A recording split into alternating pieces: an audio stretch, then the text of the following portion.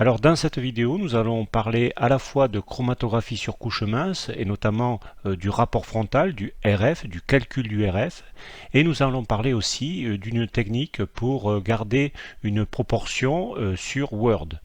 Alors ici, nous avons un chromatogramme à droite ici, sur lequel a été réalisé des dépôts. Alors c'est des acides aminés ici, puis un mélange. Donc l'idée c'est d'étudier la composition du mélange ici. Et puis pour chaque spot, en général, on calcule donc le rapport frontal, c'est-à-dire qu'on va faire le rapport entre la distance parcourue par un soluté ici, désigné par ce spot ici, son spot de migration ici, donc cette distance petit d ici, divisé par la distance réalisée donc par le solvant. Hein, ici donc c'est le rapport frontal, donc c'est le pourcentage en fait de déplacement du soluté sur cette plaque de chromatographie. Et pour chaque produit, généralement, on a un rapport frontal différent.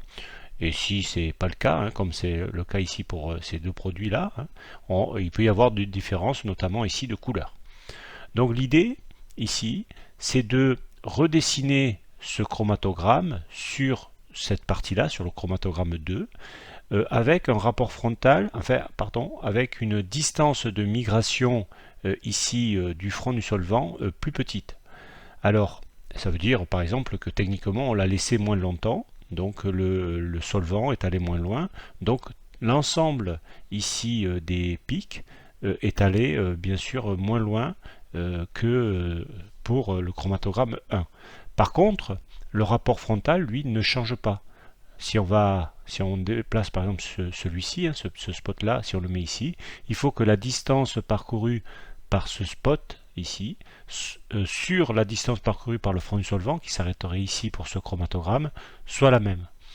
Donc pour cela, il faut garder la proportion de déplacement par rapport donc au carré du chromatogramme ici. Alors c'est ce que nous allons faire, nous allons donc redessiner ceci, mais avant, l'idée c'était d'associer, de grouper en fait les dessins en fait de ce chromatogramme que l'on veut garder en proportion. Alors pour cela, on va faire une sélection. Je vais sélectionner en appuyant sur CTRL et puis en cliquant avec la souris hein, en même temps.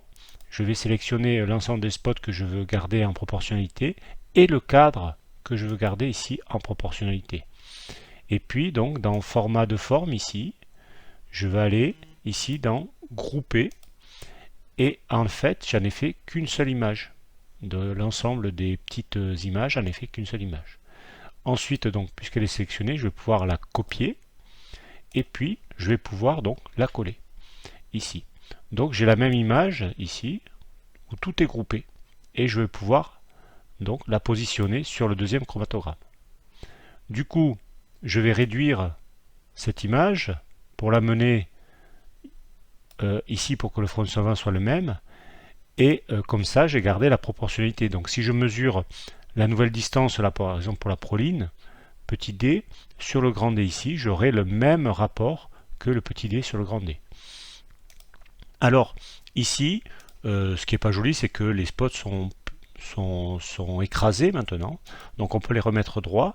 Pour cela, l'idée c'est de sélectionner à nouveau l'image, de le dissocier ici, dissocier, et puis de sélectionner que les ronds, ou un par un, ou ensemble, hein, pourquoi pas, et puis d'aller ici dans la taille, je suis toujours dans l'onglet format de forme, et ramener ici la hauteur donc identique à la largeur, et comme ça on a les spots ronds. Voilà, donc ici on est passé d'un chromatogramme avec un front de solvant très haut à un chromatogramme avec un front de solvant plus bas. Par contre, on a gardé la proportion, c'est-à-dire que la distance D, hein, par exemple pour la proline, sur la grande distance grand D hein, du front du solvant, est restée la même. Voilà pour cette vidéo.